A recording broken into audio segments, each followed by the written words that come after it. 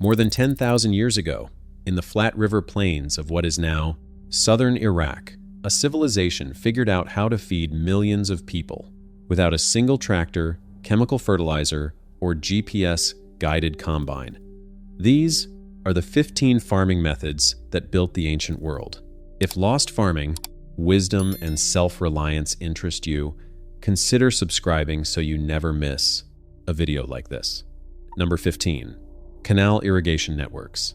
Around 8000 BCE, farmers in what we now call Iraq faced a brutal paradox. Rich river silt beneath their feet, almost no rainfall above. The solution, they engineered, took generations to build, and became the foundation of civilization itself. They dug canals from the Tigris and Euphrates rivers, linking them to networks of smaller channels, ditches, and storage basins that delivered water by gravity alone across miles of otherwise dead desert. Levees held the rivers back during floods. Drain channels pulled excess water away. Closable sluice gates controlled the flow field by field. No pumps, no electricity, just engineered water moving exactly where they needed it, when they needed it. Number 14. The cedar plow. By 3000 BCE, wooden plows were in wide use across Mesopotamia, and many Assyrian kings boasted of inventing improved designs. But the real breakthrough came around 1500 BCE, with an invention that combined plowing and planting into a single movement. The cedar plow used 3 operators and 1 ox. The first led the animal, the second steered the plow, and the third poured seeds through a wooden funnel, attached directly above the furrow, dropping each seed into the ground at the top. Exact moment the soil opened, tilling and planting in one pass. It was the oldest precision farming technology on record, and it took Western agriculture another 3,000 years to develop anything that matched its efficiency. Number 13. The Farmer's Almanac. Instructions of the Farmer. The oldest farming manual ever written. Scratched into a clay tablet in cuneiform script around 1700 BCE, the Farmer's Almanac was a 111-line document addressed by a father to his son, walking through every stage of the agricultural year, from the first irrigation of dry summer soil all the way through to winnowing. It covered field flooding, sequences, plow depths, seed spacing, timing by celestial calendar, and how to manage the workers. Scholars have noted that it bears remarkable similarities to traditional pre-mechanized farming still practiced in rural Iraq in the early 20th century. 5,000 years of farming wisdom encoded in dried clay. Number 12. Field fallowing and biennial lay farming. In the farmsteads between the Euphrates and the Tigris, no Sumerian farmer ever planted the same field twice in a row without a plan. Half the land rested while the other half produced, rotating every other season in what modern agronomists now call biennial lay farming. The Farmer's Almanac of 1700 BCE documents this practice explicitly. The Sumerians understood that a field pushed too hard would exhaust its fertility and succumb to salt poisoning, resting the field, flooding it to leach the soil clean. Then plowing it fresh the following season restored its productivity fully. European farmers would not widely adopt systematic fallowing until the medieval 3-field system, roughly 2,000 years after the Sumerians made it standard practice. Number 11. Soil leaching to remove salt.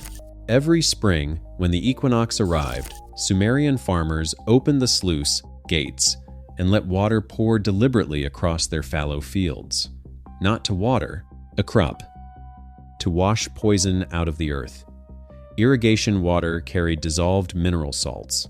Left unchecked, those salts crystallized in the topsoil season after season, slowly reducing crop yields until the land was dead. The Sumerians identified this process and built the solution directly into their agricultural calendar. Fallow land was flooded and leached in the spring and summer months, timed precisely to the spring equinox. The salt dissolved, drained away through the canal system, and the field was ready for autumn plowing.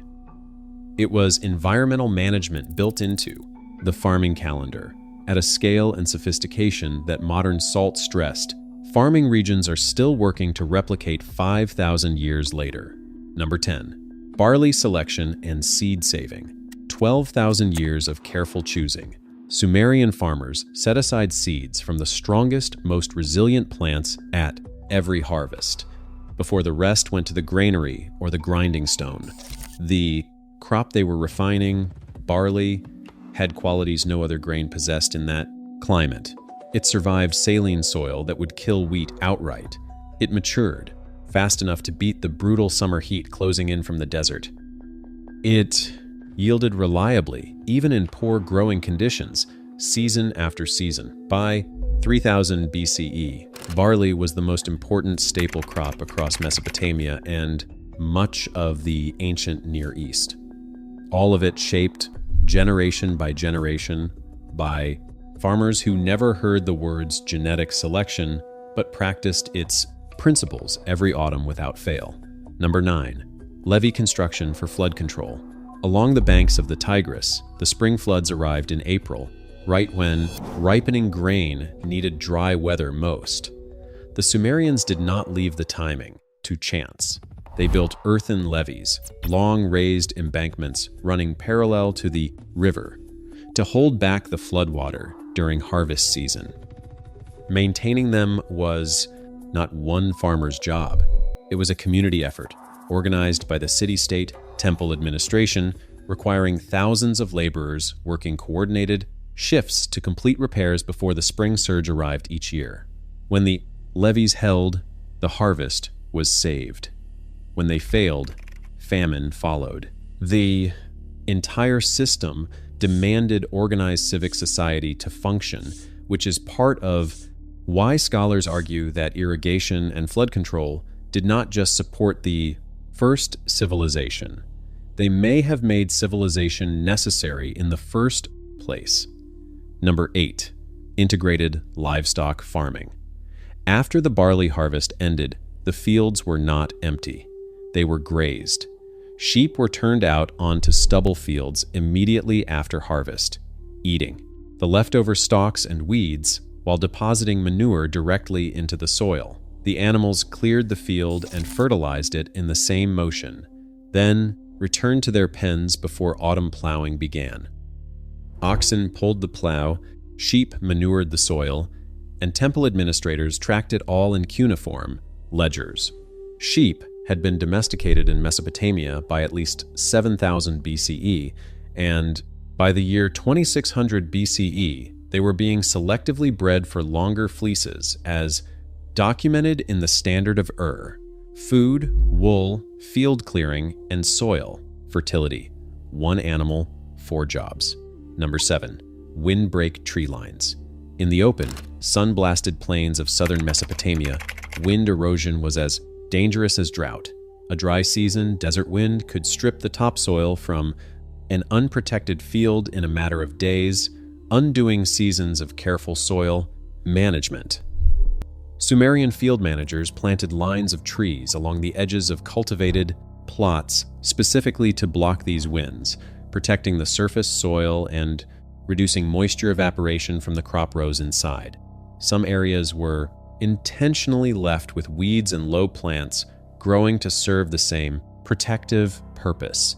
It was not beauty or shade they were creating, it was a calculated defense of the topsoil itself, a technique that farmers from dry climate regions have repeatedly rediscovered across the centuries, and that modern agroforestry programs now formalize under the name shelter belt farming.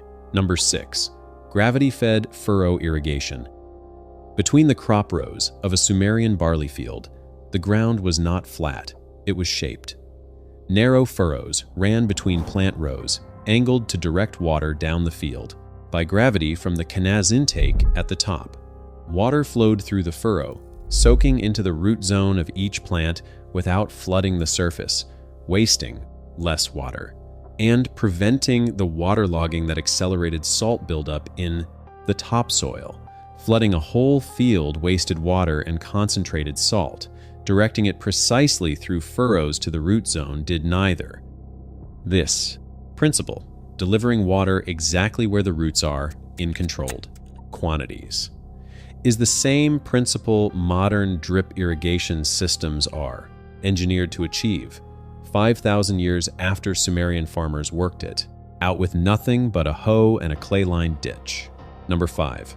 Date palm orchard intercropping. Beneath the tall, feathery crowns of date palm orchards in southern Sumer, a second farm was quietly growing in the shade. Sumerian farmers planted lentils, peas, beans, leeks, and garlic in the cool shadow beneath the palms, using the trees to shield lower-growing crops from the killing summer sun. The palms were irrigated separately and organized into distinct age groups, each section planted at a different time to stagger the harvest and maintain continuous production across the orchard. Bas-reliefs from the Neo-Sumerian period document these palm orchards in precise detail. In the south of Mesopotamia, the date was the most important single crop, providing food, wine, syrup, vinegar, and timber, and its canopy made a full second harvest possible in the shade beneath it. Number 4. Communal granary storage. Grain was not just food in ancient Sumer.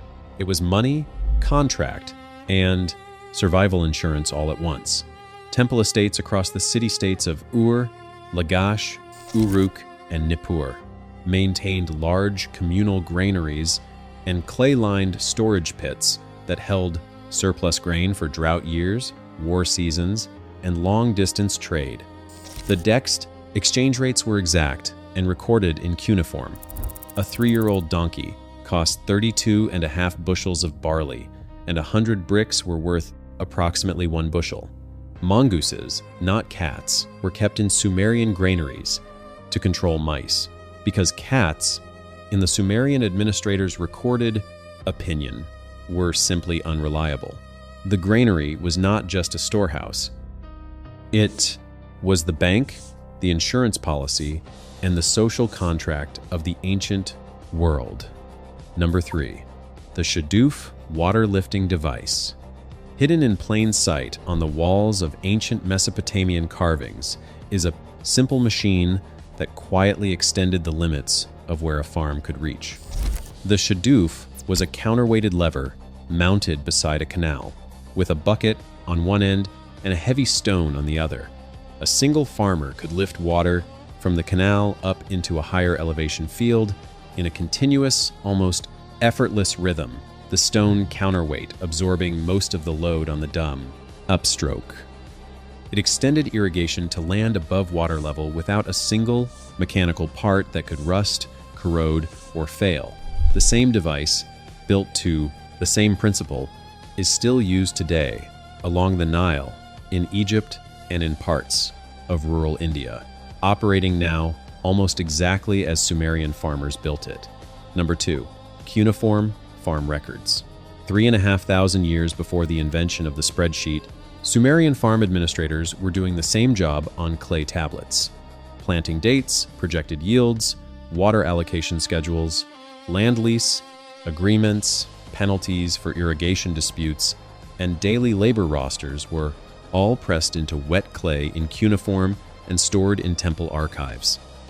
15,000 economic tablets survive from just 80 years of the Third dynasty alone, the equivalent of a complete modern corporate paper trail from a civilization that had been farming for thousands of years before anyone invented paper.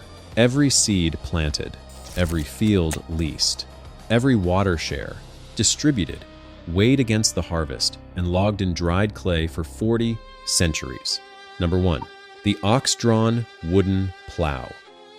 Long before the tractor, before the steel moldboard, before the horse collar, or the iron share, a Sumerian farmer walked behind a wooden beam pulled by 2 oxen across a flat field in the early autumn morning, and in a single day turned more earth than a crew of 10 men with hand tools could manage in a full week. The furrow opening dark and clean behind him, the animals breathing steadily ahead. And this exact scene, repeated itself every autumn for 5,000 years across the fields of Mesopotamia, across medieval Europe, across colonial America, and into the 20th century farms of rural Iraq, the oldest working farming tool in human history, doing exactly the job it was designed to do, requiring nothing more than a sharp edge, a willing animal, and a farmer ready to walk.